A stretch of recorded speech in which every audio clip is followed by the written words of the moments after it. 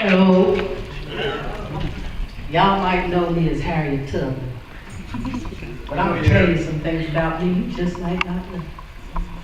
I was born around 1822. Didn't know for sure because they didn't keep records, but my name was Araminta Ross. I was the daughter of Ben and Harriet Green Ross. My mom and dad had 9 kids. My 3 oldest sisters was sold away from us and we never saw them again. See, back in those days, they used to lend us out and rent us out to other planters, and because I was so strong I could work like a man, they were always sending me out, and the people used to beat me and mistreat me. And one time, one of the planters was trying to throw an anvil at another slave, and I stepped in between and it hit me in the head and cracked my skull. And I started having seizures and blackouts after that. But then it got to a point where I met a man that I fell in love with. His name was John Tubman, a freed black man in Dorchester, Maryland. We got married, but I needed my freedom because they talked about selling me. I decided I had to run away because God gave me 2 choices, be free or die. See, after I got hit in the head, I started having visions. God started talking to me, and I listened. And one time I tried to get my 2 brothers to run away with me, and they got scared and turned back. So the next time I went by myself. And God led me to the Quaker's house, to what they call the Underground Railroad. And I ended up being free in Philadelphia, Pennsylvania. And I remember when I walked out there and I was free, I looked at my hands to see if I was the same person, and the sun was so golden I thought I was in heaven. But I couldn't enjoy it because my family was still enslaved. And so I decided I was going back to make my family free. And the first person I helped to free was a niece and her husband.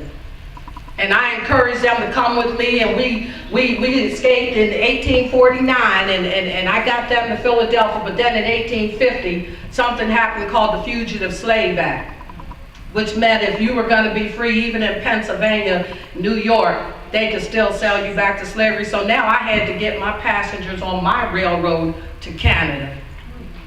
And I went back many times trying to get family members, my brothers and my parents, and I went to go get my husband.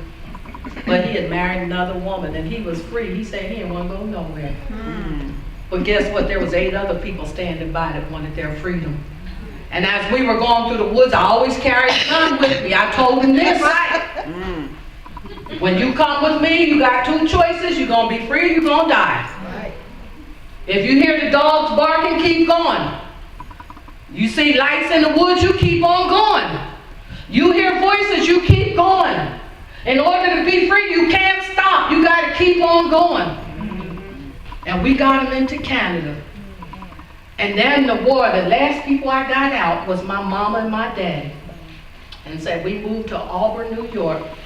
And then the Civil War broke out. And I became first a cook and a nurse. And then I became a spy for the Union Army.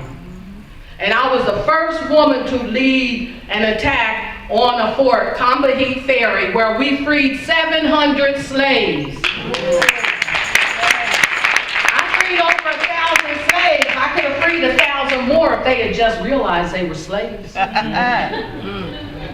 But after the war, I started working with the women's suffrage for the right for women to vote. And I met a man named Nelson Davis.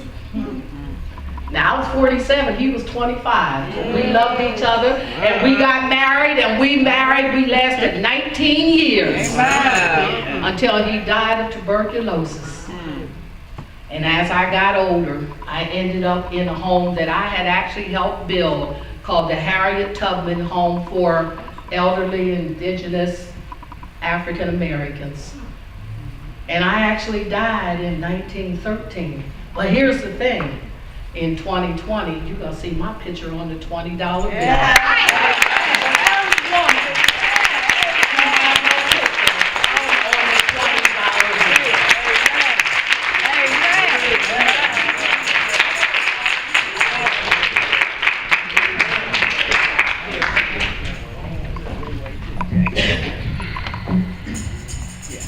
I rise up. All right, rise up. My name is Aretha Franklin. I was born in Memphis, Tennessee. I didn't even know that, did you? In 1942, a gifted singer and pianist. Franklin toured with her friends, her father's traveling revival show, and later visited New York, where she signed with Columbia Records. Franklin went on to release several popular singles, many of which are now considered classics. You know, a lot of them played on that 45. In 1987, she became the first female artist to be included and inducted in the National Rock and Roll Hall of Fame. And in 2008, she won her 18th, did you hear me? 18th Grammy Award. 18th! I need a better, huh? Folks are changing.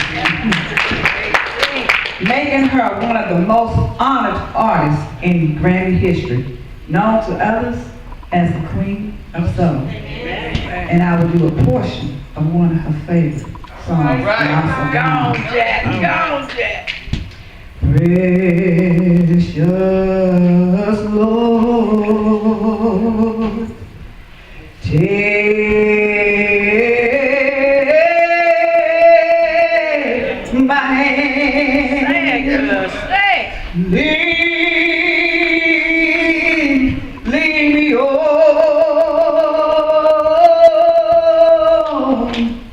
let me stand. I'm tired. Yes, yes. I am weak. Yes. Lord, I want to love right now. Oh, tonight. Lead me on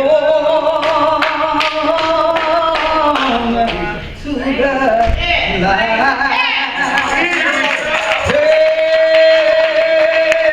Take my hand, let's go, Lord,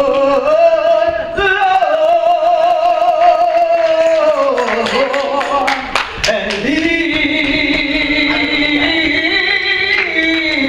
your child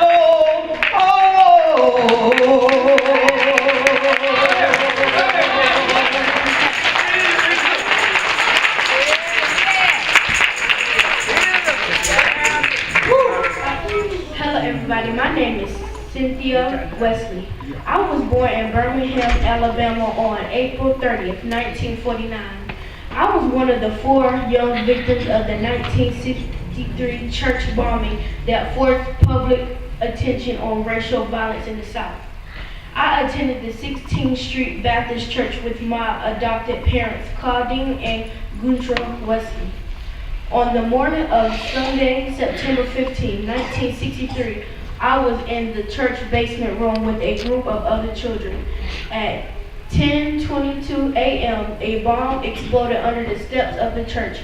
I died in a blast along with 11-year-old Destiny McNair, 14-year-old Clarence Robinson, and Abby McConnell. In addition to the 4 felonies, more than 20 people were injured during this accident. We were killed in a church bombing by the members of the Ku Klux Klan. This crime marked a turning point in the civil rights movement. 3 men were responsible for this terrorist act were brought to justice between 1977 and 2002. Amen.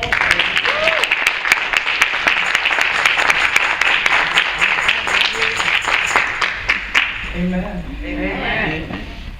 Detroit, they birthed some of the greatest singers in the world. But there's something about my sisters, the Clark sisters.